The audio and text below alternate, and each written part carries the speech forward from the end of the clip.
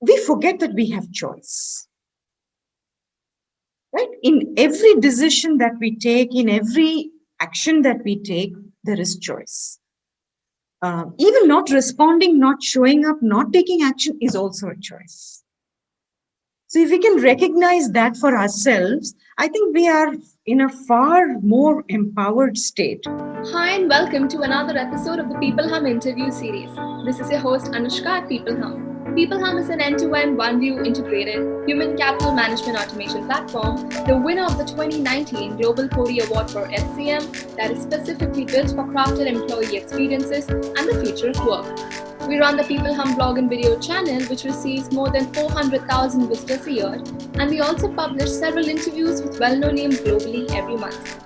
We have with us today Priya Ramesh. Priya is a Master Certified Coach and International Coach Federation Senior Practitioner (EMCC). She's an experienced leadership coach with a demonstrated history of working in varied industry contexts. She's also the co-founder at Orenda Center for Leadership Excellence. The core philosophy of Orenda is that the power is inherent in all. Priya's key areas of work have been leadership coaching, mentoring, coaching, and facilitation. We can't wait to learn more about it, Priya. Thank you so much for taking the time today to talk to leaders. Welcome to peopleHum. Thank you, peopleHum, for having me here. It's a pleasure to talk with you. Thank you very much. The pleasure is absolutely ours. So diving right deep into the interview, Priya, the first question I really had for you was, you're the co-founder and director at Orenda Center for Leadership Excellence. Can you tell us a little bit about the company, how it came to be, its ideologies, and the great work that you do there? Yeah, thanks for asking, because this is something that's very, very close to my heart. And Orenda is a boutique firm. And Orenda Center for Leadership Excellence is a boutique firm started by myself, as well as my partner, my husband, partner in life, as well as in work, Ramesh. Both of us started this boutique firm about 5 years ago. So let me take you through an interesting journey to how Orenda came to be. So I used to have a friend who used to put on Facebook certain words with their meanings. And this used to be a daily ritual that he used to go on. And I used to keenly watch the words that used to come on it. And one of the words that really stood out for me was Orenda. And somewhere it resonated with me. And I said, there's something about this. And as I read up about it, what I understood was that there is a Native American tribe called Iroquois, and this tribe actually believed that every living creature had a very spiritual, invisible, magical power which pervades all. So when I came to hear of that, what it stands for, I said, this is who we are. This is, something that we so truly believe. And that's the philosophy of Orenda, Center for Leadership Excellence, where we're saying that every individual has the inner wisdom, the innate potential to really work to their maximum, to really embrace life and know what is best for them. So that's how the name came to be. And the name came first before we even decided we would start up a boutique firm, which was another strange part of our journey, which is I have had extensive experience in working with human behavior, human thinking, mindset, because I did a lot of work around psychology and counseling and therapy. So that was my space of work for about 14 years. And somewhere there was this itch to say, okay, this is not enough, I need more. And as a counselor and as an EAP consultant, I often had opportunities or insights into employees in organizations as individuals. And so I had an outside in view of organizations. And Ramesh, who's my partner, has had extensive work experience, about 35 years in managing large teams in a very senior global organizations. So he had an inside out view of how organizations worked and how people worked in organizations, right? And he came to a stage where he says, I think corporate life, I'm throwing my hat in the ring and I want to do something different. And as we got talking, there was a lot of synergy, and this is, and it just kind of emerged. And we said, let's do some work for leaders, and we know where the gaps are. We know what they're struggling with, and we still continue to believe that there is a lot of power which is inherent in them. Right? There's a lot of answers, wisdom which is inherent in them. Let's find a way as catalysts or enablers to make this unfold for them, for this to emerge, and for them to be the best leaders that they can. And that was really how 5 years back, it's almost 5.5 years now, where we set up this boutique firm called Orenda Center for Leadership Excellence. And this is an organization which has multiple offerings around leadership development, and that could be in many, many aspects, which is one is around emotional intelligence, right? So working from within the organization, we have seen that that is some area that is largely important, critical, yet often ignored. So we said, okay, let's really leverage that. Then there was a lot of work that we did around women leaders, helping them to sort of break the glass ceiling, get in touch with themselves, work with themselves. That's another area. The third area that we work with is looking at organizations from a systemic perspective. Because finally, organizations are made up of individuals, right? All organizations are run, your performance, your result, your output, everything is run by individuals as people. And so unless people know how to engage with each other and understand that how they engage, they also get engaged. So it's a two-way process. So we started looking at organizations and individuals from a systemic perspective. So we're looking at offering organizations ways in which you can look at it in totality and not at just one individual, but look at that individual in the system and see how the system impacts the individual impacts the system. So that evolved. That also came about. And then, of course, we are certified as coaches. So we are master certified coaches from ICF. So coaching is a big, big, big part of what we do. And again, coaching is all about powerful conversations, critical conversations, and confidential conversations, which really help leaders. Leadership is a lonely journey. So once you are at a certain point, it's very hard for you to find somebody to talk through in a way that would help you to see your own blind spots, work with your fears, help yourself get better at what you do, right? Because we are working in a space of unknown. And, you don't have to say, but the situation now has totally, kind of broadcasted it to the world. So this is essentially what Orenda stands for. This is some of the work that we do. And I hope that over a period of time, we will evolve and make it possible for all leaders to take on a coaching stance, to work with others, to engage with people in more impactful and meaningful ways. Wow, that was lovely. Firstly, Priya, congratulations on the great work that you and your husband are doing at Orenda. And that was such a lovely anecdote how the name really came to being. Yeah. And it's just great how you're giving leaders a sense of direction and to be a better version of themselves from within. That's a very unique outlook at things. So thank you so much for that. You're welcome. I think that's beautifully articulated in terms of really connecting to be the best version of themselves. That's the aim. Absolutely, absolutely.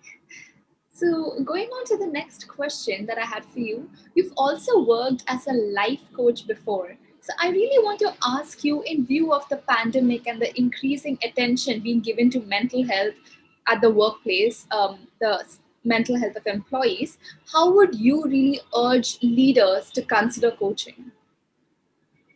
It's a interesting question, and I think a very, very critical question at this point in time.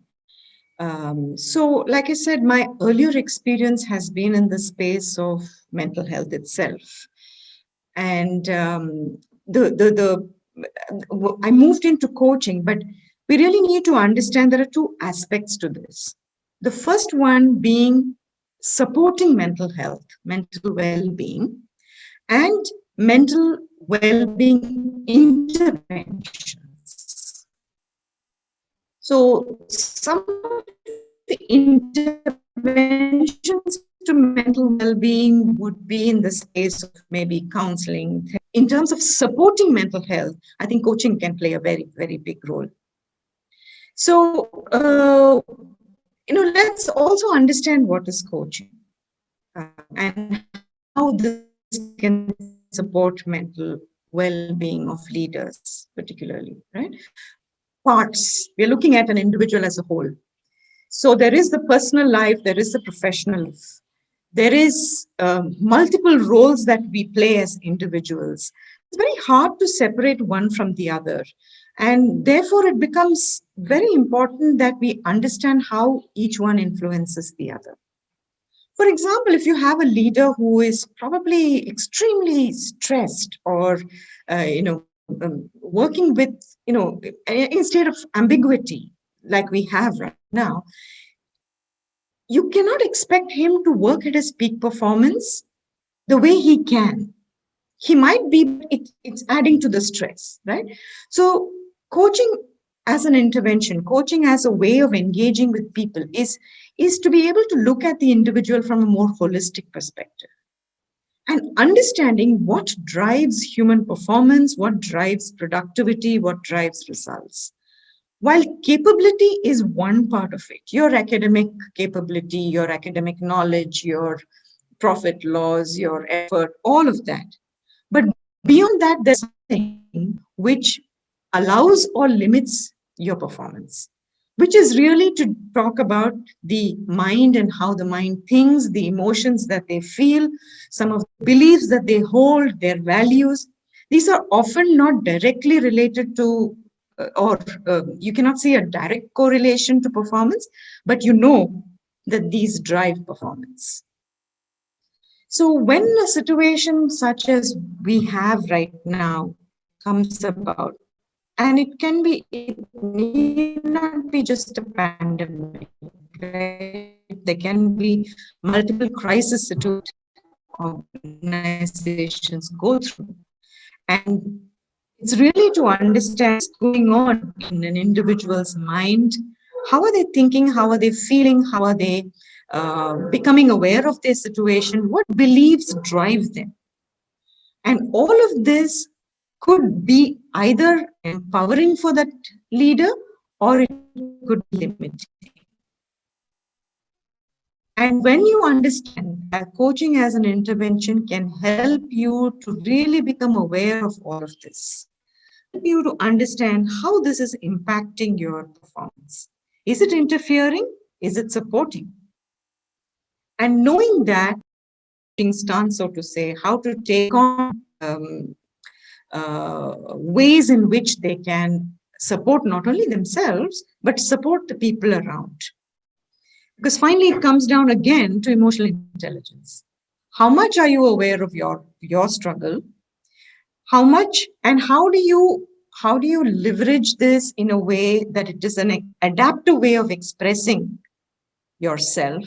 And this will help you get in touch with what we call a social awareness, understanding people around you. And once you have that, you also understand how do you manage these relationships with skills of empathy, with skills of empathy to self, empathy to the other as well. And really, this is how we can strengthen, and create resilience in leaders. And I see, therefore, coaching as a very important intervention in terms of supporting the well-being of the lead. Wow, that was a really enlightening response, especially how you differentiated supporting mental wellness of employees and introducing mental health interventions. I think that was a very unique perspective that you provided us with. And I really love how you tied emotional intelligence to change management and better organizational resiliency, as you put it. So that was really Absolutely. great. Yeah, Priya. Thank you so much.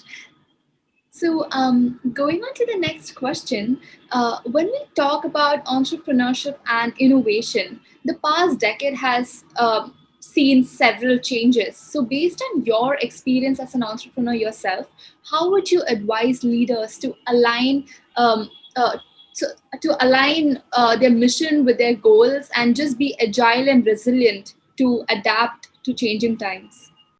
So I don't think you can take away the word innovation from entrepreneurship. I think they're just so married, the two terms, right? And my life story is a case in point. In the sense, at every point in time, a transition point, a pivot, a moment of pivoting my life has been about invention, reinvention, and innovation. And you cannot stay in the comfort zone. One has to, comfort zone is a safety space where you're safe. You don't often, challenges often allow you to grow. All right. So when I started off my journey, actually, I had a short stint in a corporate, the world. And once I had to move away from that location because my family moved back to India. So after a stint in a corporate life in the Middle East, I moved back to India. And I figured that, what I was doing there didn't fit into my situation at that point in time. So I had to sort of innovate and say, okay, let me get into teaching because that sort of fit into the kind of work and my lifestyle and everything at that point in time. And therefore, I equipped myself with some skills and, all of that. Then I said, I'm working with children, I'm working with parents. What really pulled me to that space was human behavior again. It went back to saying, what makes people do what they do? What are they thinking when they take these actions? How do they feel when they take these actions? And so I kind of had to innovate a little bit and move towards having a private practice in the space of mental well-being. And so it brings up its own challenges, right? You can't just jump into a profession just like that. So you need to equip yourself with skills, academic knowledge, practice. So it takes time. So I moved there. And then I said, I'm having an outside in view of the corporate world. Let me see what it's like inside. And then, of course, I moved into coaching and facilitation, and all of that is rest of it is history. So the point I'm making is that every point in time, one needs to recognize that if you don't keep learning, you don't keep moving, you're just going to be left behind. And entrepreneurship teaches you that more than anything else. When you run your own organization, just passion alone is not enough to make it a success. One needs a lot of other, not just knowledge, but effort, learning new things, understanding new things. And I've always kept a learning goal for myself for every year. So there would be some learning program that I would enroll for to help me grow. So it's always about innovation. And even the offerings that we have from Orenda, it has emerged. It has been, we've innovated. We've always tried out new things, right? And for example, going back to the VUCA world, right? It calls for VUCA leaders. So you have to navigate volatility with being vulnerable. It calls for someone to navigate uncertainty through courage and grit. It takes for someone to navigate the complexity of the current situation with authentic engagement, and to navigate ambiguity with empathy, and again, with compassion and empathy and authenticity, all of that, right? So these capabilities are inherent in all of us. But for an entrepreneur, somehow this just kind of really stands out, that one needs to keep being agile, keep changing, keep looking at opportunities. And I have developed about these, I call them 5 pillars when you look at entrepreneurship and innovation, right? The first one is to develop an opportunity mindset, looking for opportunities everywhere. More importantly, look at everything as an opportunity.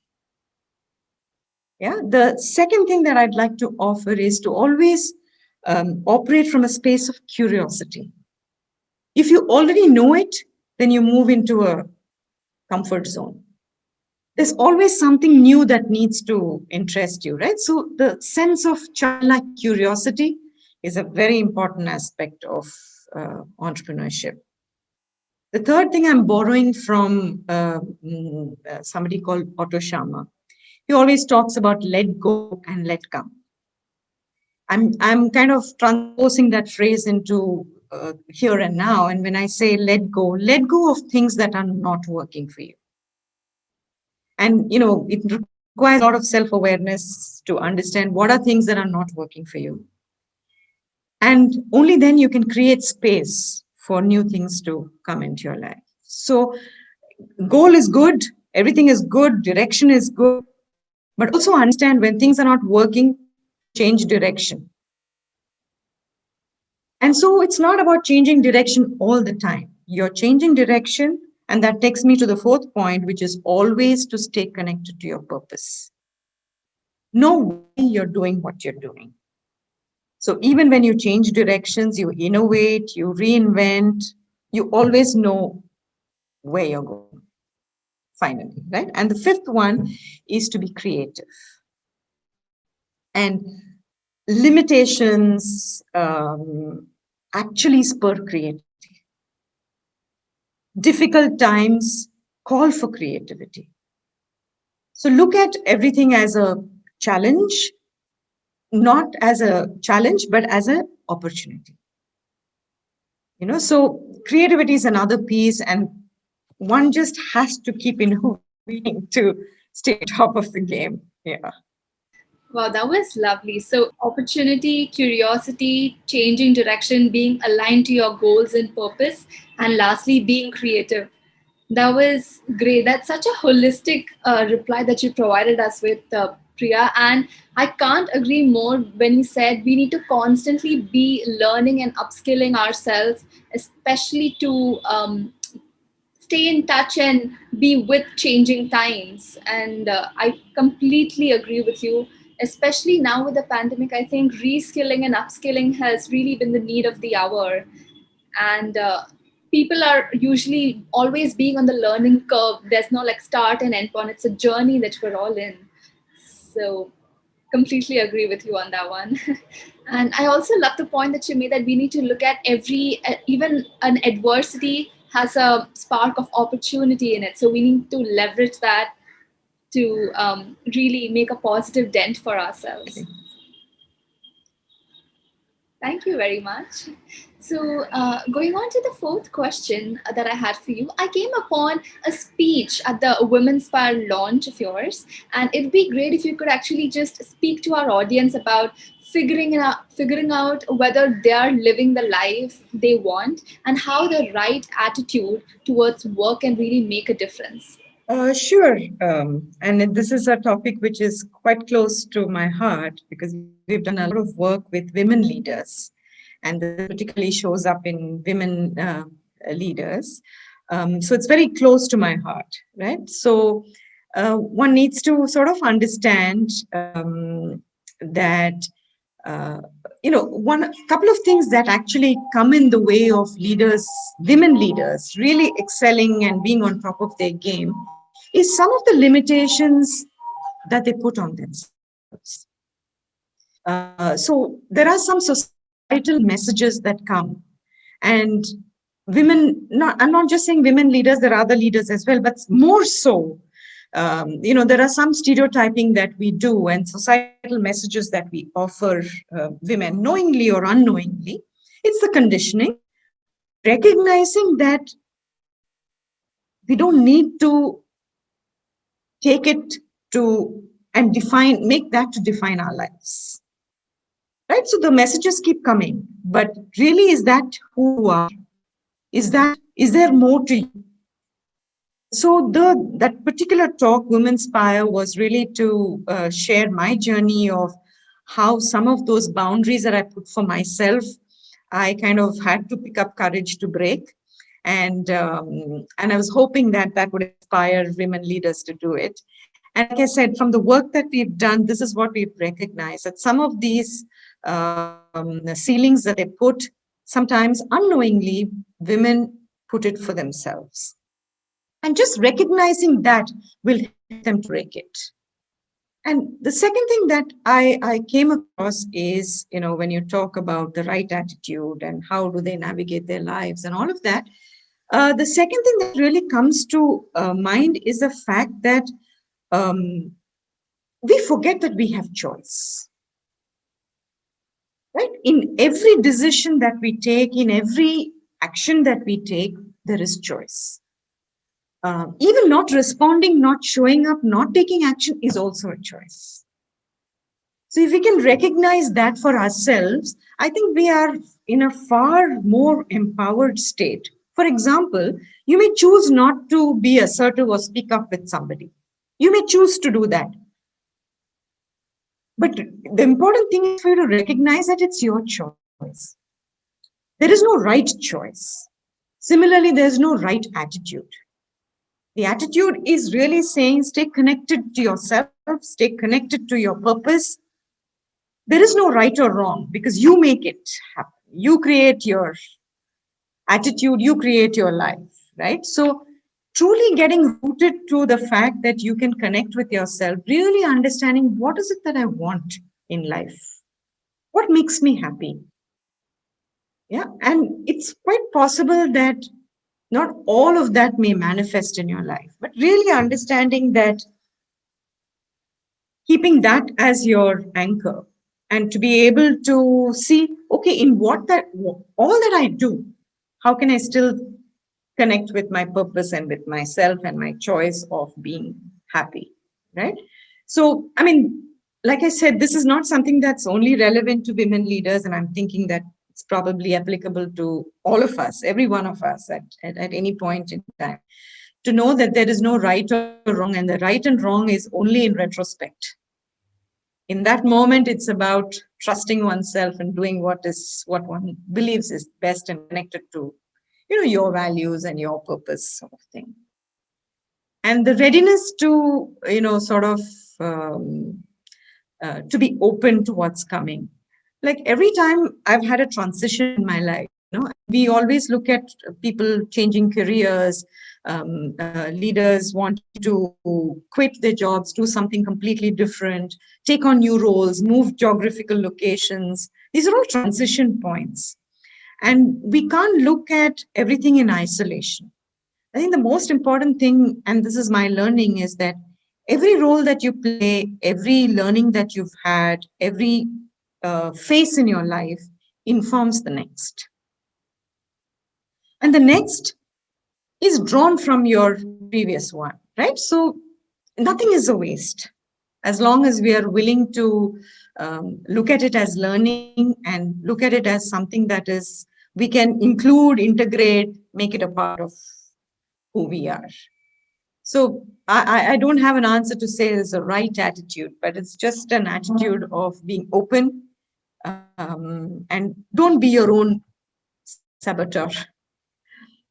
Be your best friend. Wow, that was wonderfully put. And that was such a lovely and valuable insight you provided us with, and so much positivity from your end, Priya.